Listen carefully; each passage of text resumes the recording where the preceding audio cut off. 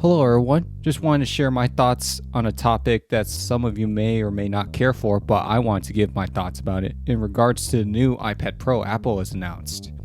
Looking at the Apple Spring Load event that happened yesterday, they showed that their new iPad Pros have the M1 power chip from their new MacBooks. Now this was a surprise to me because the rumors and leaks had mentioned that it was going to be an A series chip that's been in their other iPads and iPhones, like an A14X, that was got a power comparable to the M1, but I didn't think they were actually going to put in the full-on M1. Like that came as a shock to me, because currently what I use to record and edit for my videos on this channel is a 2018 iPad Pro, and I've been very satisfied with the performance. Seeing the function, the features of this one, it's an interesting sell for sure. Depends on your use case. Like if you're video editing like myself and others, I think the M1 chip and the fact that now the iPad Pros come base with 8 gigabytes of RAM, that's going to be performance gains. Definitely want to see what more additional software comes out around WWDC in June. Really what they can do with this new power, because now the iPad Pro, it has MacBook performance. And I want to see what they could do with that power, because I love the iPad Pro experience. And if they can really take advantage of this M1 chip, I would definitely like to upgrade to it. With that being said, this just came out recently, this bit of news. Logitech, which has been an accessory maker for Apple, they've made a few keyboards and whatnot. They've just announced their new, cheaper Magic Keyboard alternative for the iPad Pro, called the Logitech Combo Touch. This accessory is for the 11-inch and 12.9-inch models. Now, if you have already a 2018 or 2020 11-inch iPad Pro, it's going to be compatible, so you can literally just buy this new keyboard and it'll be good to go. And they do have a 12.9-inch option. I don't think it's compatible with the other 12.9-inch models, but the new 5th gen does have slightly thicker dimensions, so that's probably why it's only compatible with the 5th gen. Now, Logitech's already released a similar Combo Touch for the cheaper iPads, like 10.2-inch iPads, but this one is brand new. They also had the Folio Touch, which was for the previous 11-inch iPad Pro and the iPad Air, but the thing with that keyboard is that you couldn't detach the keyboard. With this one, this keyboard is really something I was looking for the iPad, because prior to buying the iPad Pro, I was deciding between either a Surface Pro or the iPad Pro. And I honestly like the form factor of the Surface Pro more with the kickstand and the detachable keyboard. But the power the iPad Pro offered, I went with that one because I love the drawing. I love the fast refresh screen, how fluid the experience is. And plus I already have a laptop that I do a lot of my work on. So the iPad Pro just made more sense for me. Now with this keyboard, it pretty much accomplishes the form factor I've always wanted in the tablet. I like the form factor of the Surface Pro, but I like the processing speed, the hardware, everything the iPad Pro can do more. So what this keyboard gives you is it gives you a kickstand and a keyboard and allows you to detach it. So when you want to draw, you could just take off the keyboard and angle the kickstand to a drawing angle, which is perfect for me. It's essentially a Surface Pro and iPad Pro combined into the form factor that would be ideal for me. And what helps with this is that it's $100 cheaper from the Magic Keyboard.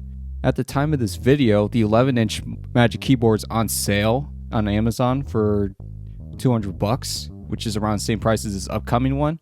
However, the regular price would be $350 for the 12.9-inch. I just think that's too much for a keyboard. I get it.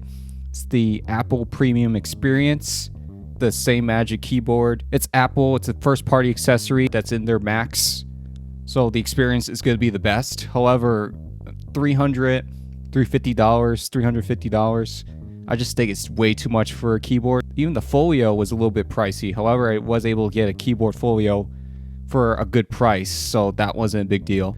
Going back to the Logitech keyboard, another feature I like is the material. Now, for what I've seen, the material of the Logitech keyboard is more robust, because with the Folio and the Magic Keyboard, I mean, it's a soft touch material, looks nice, but it gets dirty like really quick. I had to apply a skin to my Folio keyboard just so I wouldn't have to worry about cleaning it. And I don't think that's like not a good highlight of a product if the fact you have to alter it just to make it more usable. So definitely this is nice because this material will last a lot longer. You don't have to clean it as often. You don't have to add any alterations. Also functions as a case, which it's bulkier than the Magic Keyboard in terms of being a case, but detach the keyboard and boom, you still have a case with a kickstand. You can't do that with the Magic Keyboard. With the Magic Keyboard, in order to use the iPad at any sort of drawing angle or use it as a tablet, you have to detach it. And I'm sorry, I'm not using an expensive tablet without a case. It's not happening. So I'll take thicker, more robust case if that means I get to use it as a tablet still. With a kickstand, I don't care if it's a little bit bulkier of a case. You know, I'll take the kickstand over having a really thin looking elegant solution. I would like Apple in the future to design a case like this. You know, I get the whole floating aspect, it's cool. But for me, in terms of practicality, I would prefer something like this. And it's weird because some of the rumors says for a new Magic Keyboard, and I was holding out for that, and the only thing they announced was a white Magic Keyboard. Some of the negatives with this keyboard, probably going to be the weight.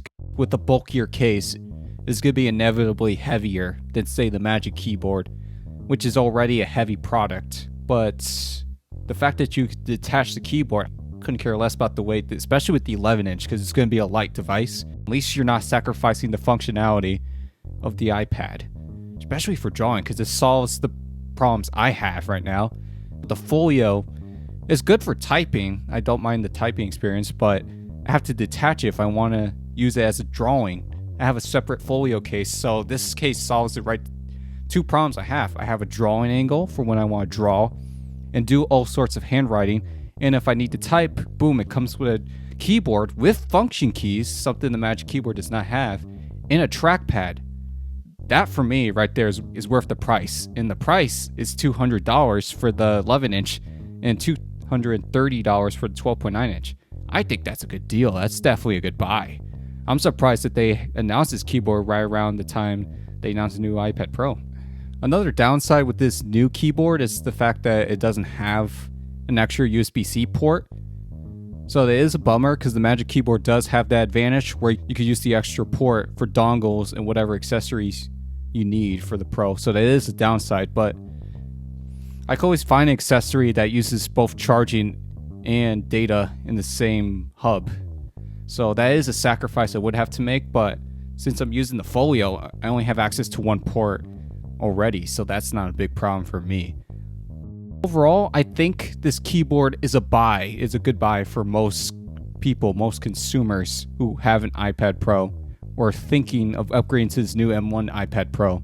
The Logitech keyboard, it's not as slick as the Magic Keyboard, but the case will offer better protection for the iPad, and the detachability in the kickstand just offers like so much versatility. But it offers the form factor that I like in the Surface Pro in the iPad. So what do you guys think? Let me know in the comments below.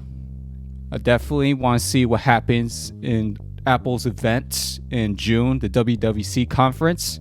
Because if they bring more pro-level apps to the new iPad, I'll definitely... Currently, I love the 2018 iPad Pro. It's been great in terms of making videos, making content, but for me to continue more video editing, I definitely would like the additional power.